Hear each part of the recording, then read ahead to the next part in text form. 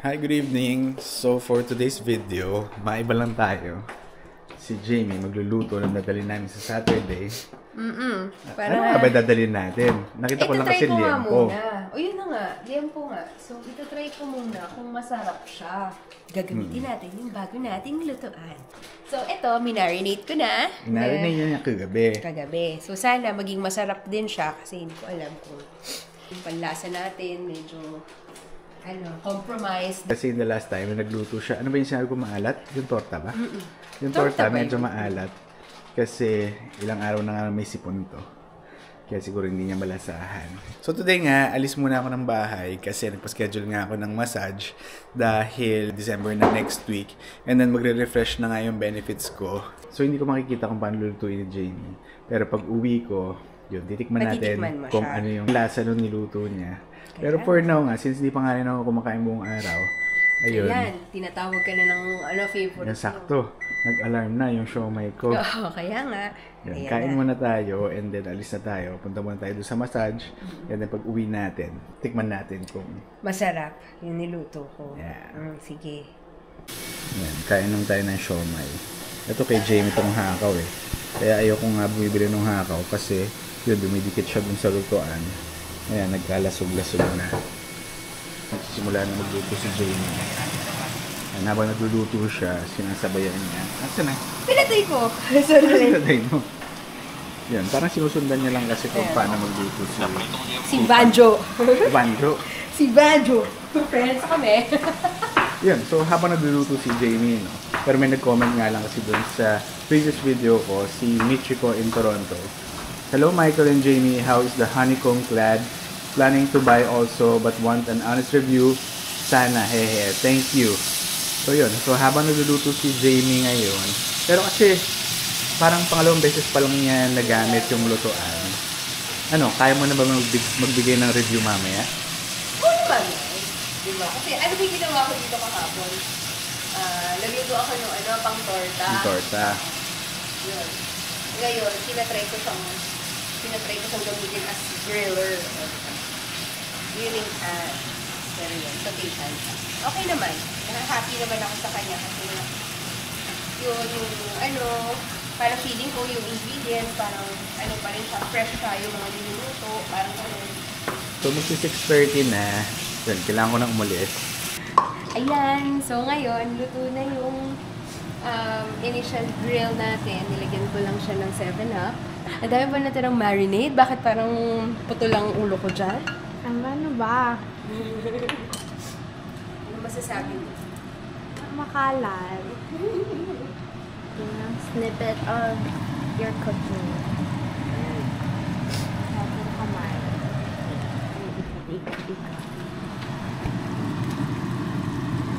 So, yun na nga. Antayin natin na mabawasan yung tubig nung niluluto natin. Bago natin hinaan yung apoy. O, diba? Parang cooking show lang pala to.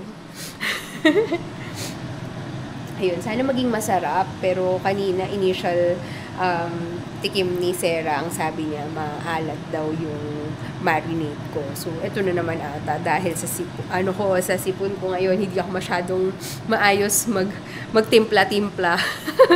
Pero sana maging masarap. Ayun, so I think medyo matatagalan pa ng konti yung pagluto niyan.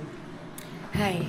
Lagi ito yung problema ko kapag kunwari nagkakaroon kami ng mga lakad na kailangan namin magdala ng ulam na lulutuin. Kasi syempre, hindi ako sanay magluto ng pangmaramihan. And so, hindi ako laging marunong magtansya kung ilan ba para sa ganitong dami ng tao.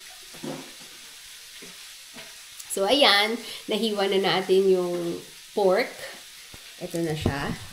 So, ngayon, gagawin ko na siyang kilawin. Pero wait lang, wala pa pala yung ingredients ko. Ayan, so gagawin na natin yung kilawin. Hahaluin na natin yung sauce niya para maglasa siyang kilawin. So, eto na, pinasok ko na yung mga ingredients dito. So, suka, asin, paminta, cucumber, tomato, and red onion. Ayan. Halo-halo, tapos papasok na natin yung ano tawag ito, yung parang pork barbecue. So, sana maging masarap siya. Hindi ko na siya mahalo. Paano na to? Sige. Ayan. Try natin. Okay. Ayan, ang finished product. Sige. Yun lang. Yan, so nandito na tayo sa bahay. Kamustahin natin yung niluto ni Jamie. Ito ba yan? Oo. Tingin? Hindi ko alam pa yun. Kumain ka na ba? Hindi pa nga. Giniting ko para... Sige. Para matikman na natin. Sige. Bago Walang na naman yan eh. Huwag mo akong saktan, no? Huwag masyado maging strict. So habang iniinit ni Jamie, so pakita ko naman sa inyo yung pagkain ni Sarah. Ayan, hindi ko alam kung ano kinakain niya. Ano ba to? Chicken. Chicken and cabbage. Chicken and cabbage. Tuna and cabbage. So yun lang yung Cabbage. variation. Tuna tsaka Chicken. chicken. Yan, tikman na natin ito. Ano ang tawag dito? Pork kilawin. So nilagay ni Jamie rito. Yun nga. Yung lempo. Ano pa? Suka. Suka, asin, paminta, cucumber, tomatoes, red onions, sugar. Sige, tikman muna natin. Okay. Tikman mo na. Kamusta? Masarap siya. Pero kasi, may ikaw sa maanghang. So, ang kulang nga is yung sili. Pero yung pinapanood mo, hindi siya ganun ka-dark. Baka naman sa lighting lang yun. Hindi, baka nangyaya kasi.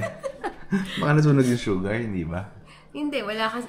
Actually, ang naiba sa ginamit kong ingredients, white sugar yung ginamit ko dyan instead of brown sugar. Brown sugar. Wala tayong brown sugar. Hindi ko alam kung may effect yun. Yan, pero paano na to? Masarap Pasado? na. Oo. Yay! Pasado siya pang dinner. Pasado din siya pang late dinner, after dinner.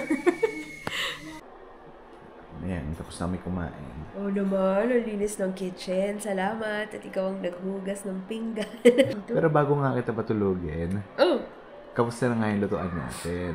Okay. Kasi dalawang ulam pa lang naman yung naluluto ko from it. Sayang nga kanina, akala ko gagamitin na ni Sarah yung yung pan para at least siya matry niya kasi siya yung mahilig din mag-sote-sote. Eh, 'di ba yung pan na yun, hindi ko pa ginagamit yung wok. Yung gusto mong gamitin kong wok with Jamie. Very shallow lang naman yung namin, yung take namin doon sa lutuan dahil di naman kami expert about Yun it. Yun nga rin yung sasabihin ko, no? So, parang based on, my experience lang, hindi ko rin nga alam kung paano natin siya i-review ng maayos at kumpleto kasi hindi ko alam kung ano ba yung mga factors na usually hinahanap sa isang review.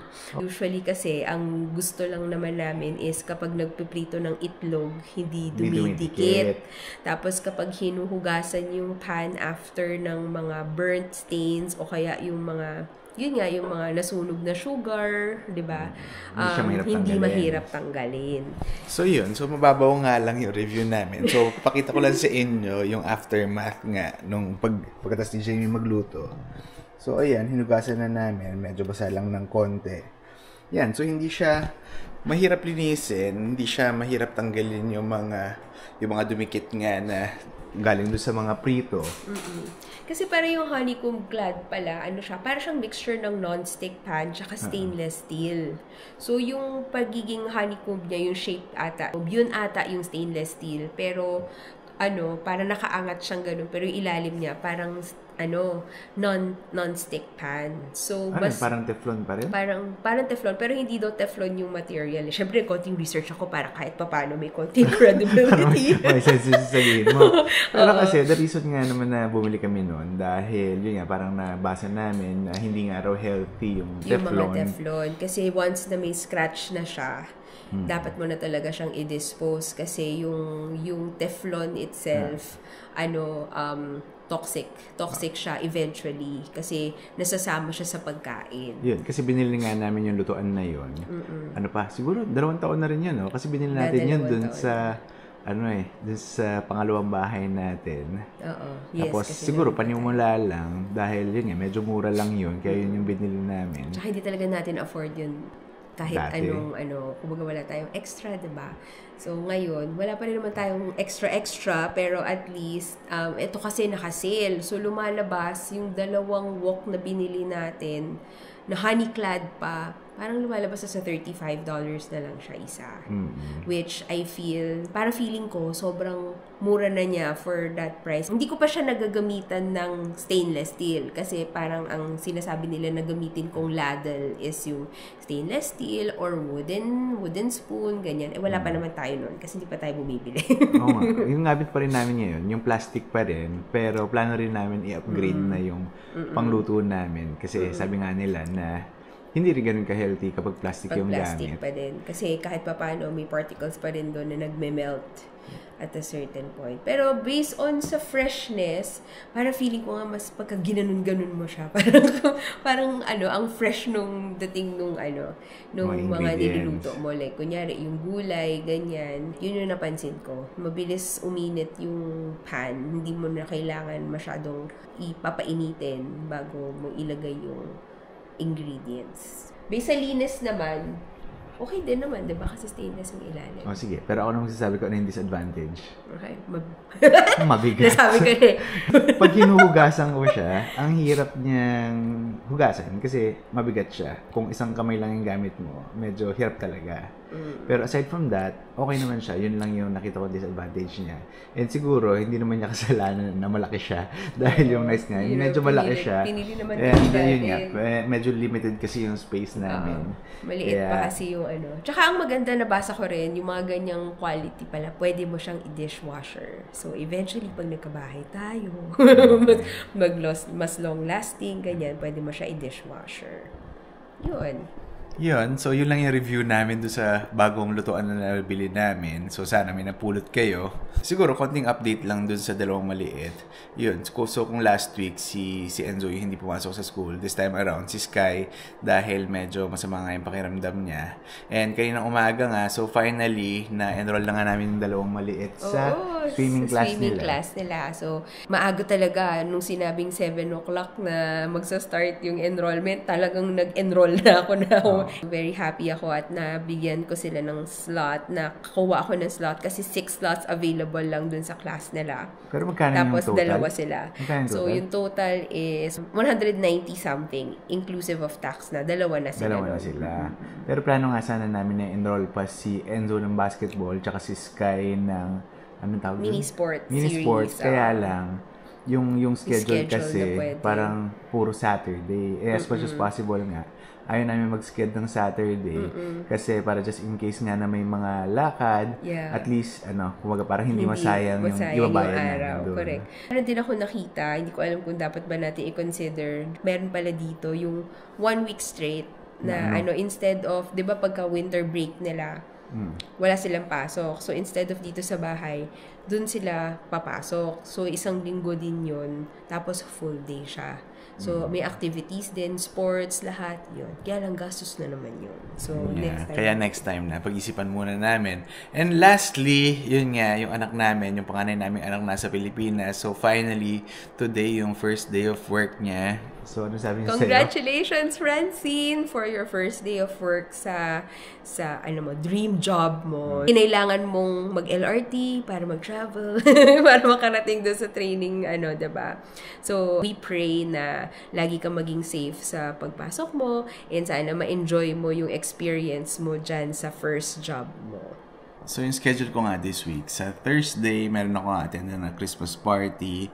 And then, sa Saturday nga, yun, finally, pupunta na nga kami ng Windsor. So, hindi pa namin napag-uusapan kung anong oras kami aalis dito sa Mississauga. Tsaka sana, maging maganda yung weather, no? So, oo nga, kaya lang kasi may forecast na medyo magsisnow. Oo. So, syempre, first time din namin gamitin yung car para mag-long drive, diba? Long drive. So, hopefully, lahat maging okay and mag-enjoy lahat. Kasi birthday din ni Sky on Sunday. Ayan, so excited kami sa makakasama namin, tsaka sa makikita namin sa Windsor. Yun. So, hindi ko na patatagalin to dahil medyo masama na ngayon pakaramdam ng asawa ko. So, hanggang dito na lang muna ulit. So, again, thank you for watching and we'll see you in our next video. Bye! Bye!